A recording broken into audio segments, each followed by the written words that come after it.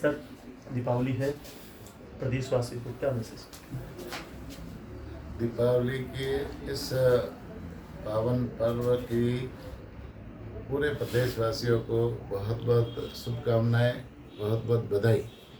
दीपावली का ये त्यौहार हम सब के लिए एक आपस में भाईचारे का, आपस में मिलन का, आपस में सद्भाव का एक त्यौहार है।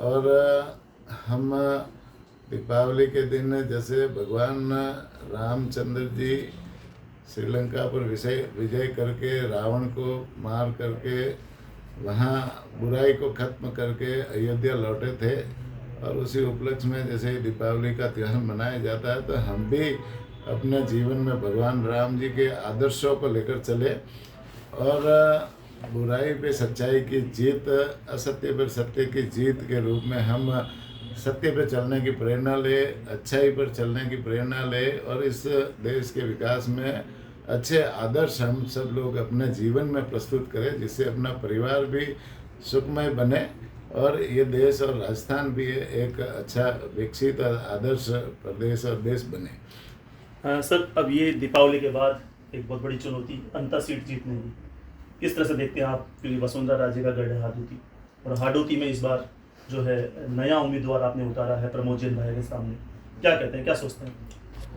निश्चित रूप से अंता जो उपचुनाव है, उपचुनाव में भारतीय जनता पार्टी ने माननीय मुख्यमंत्री जी ने पूरी तरह से पूरी सर्वे करा करके वहाँ के नीचे तक के जो कार्यकर्ताओं को की राय लेकर के, वहाँ के जो जनप्रतिनिधि है उन सब की राय लेकर के ये टिकट दिया है। तो निश्चित रूप से एक कार्यकर्ता है जो जनता के बीच में रह कर के काम करने वाले कार्यकर्ता को टिकट दिया है, तो निश्चित रूप से जनता प्रधानमंत्री माननीय नरेंद्र मोदी जी के नेतृत्व में, हमारे माननीय मुख्यमंत्री जी के नेतृत्व में, पूर्व मुख्यमंत्री वसुंधरा जी के नेतृत्व में निश्चित रूप से ये जो सीट है वो बहुमत से हम अच्छे वोटों से जीतेंगे।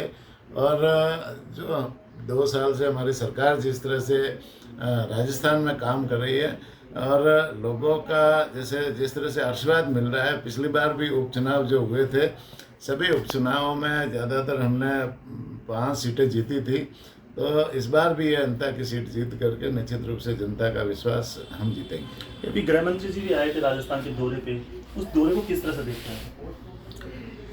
गृह मंत्री जी अभी 13 तारीख को राजस्थान आए और गृह मंत्री जी के साथ में उनके पास में कोऑपरेटिव मंत्रालय का भी जिम्मेदारी है।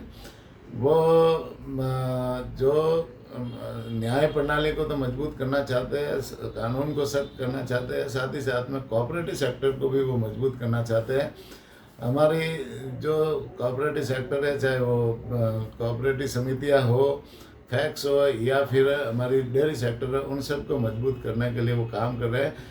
अभी उन्होंने जैसे है ना, हमारे दूध उत्पादकों को जो 5 रुपये का सरस डेयरी के माध्यम से एक्स्ट्रा बोनस के रूप में देते हैं, 366 करोड़ रुपए उसी दिन डीबीटी के माध्यम से जारी किया। और दीपावली के अवसर पर एक बहुत बड़ा तोहफा माननीय मुख्यमंत्री जी के नेतृत्व में दिया है।